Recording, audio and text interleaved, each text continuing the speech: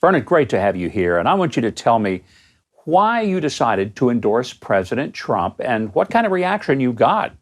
It was very clear, my support of President Trump. Two things. One, the strong leadership. And two, the results. President Trump gets results. And I've had to run a government as a county executive, and I know what it means to get things done.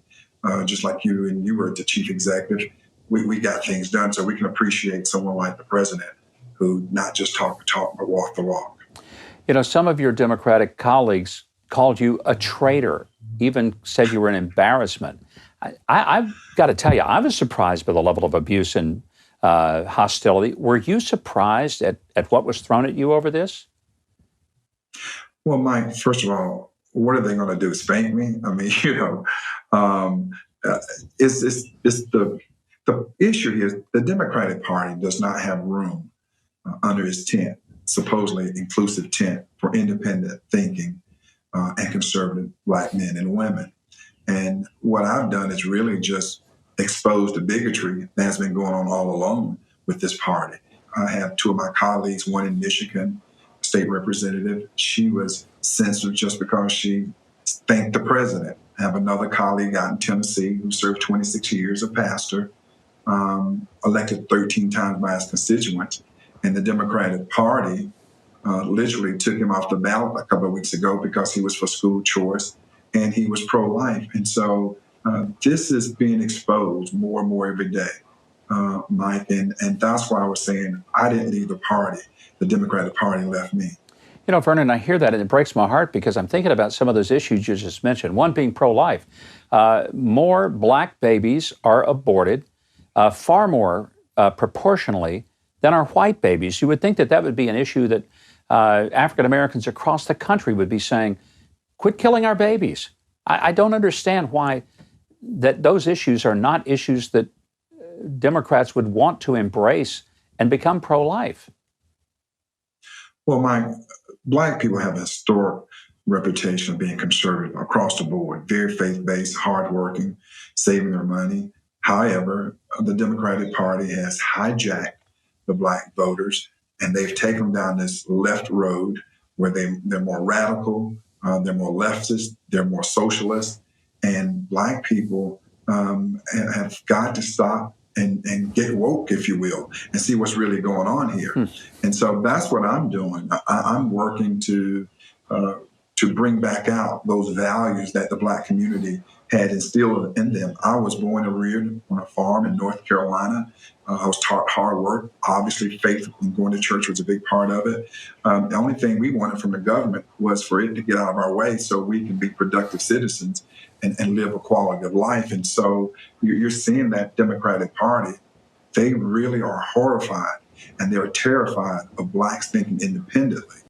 I'm curious, were there some specific issues the president has been a champion of that really led you to say, I'm going to support President Trump for re-election? President Trump has a clear message in terms of what he's done for our clear track record. He's created jobs. He's helped small businesses. He's cut taxes. He's allowed us to America not to be taken for granted by these foreign countries and making them pay their fair share, but to bring them back home specifically. I was born and reared in the South. I mentioned to you about that, but I went to a historical Black college, North Carolina Central University. I'm a proud graduate for what he did to not only restore funding, but to go and write it into law. Also, the criminal justice reform.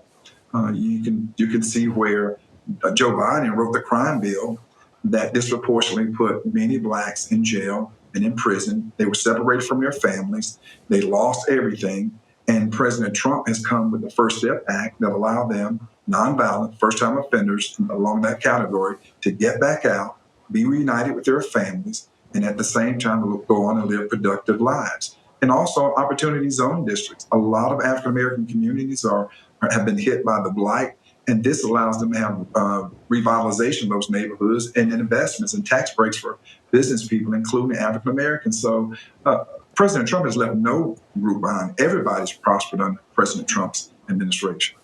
Have you had any feedback from the president or his campaign or any of his people? Did any of them reach out to you?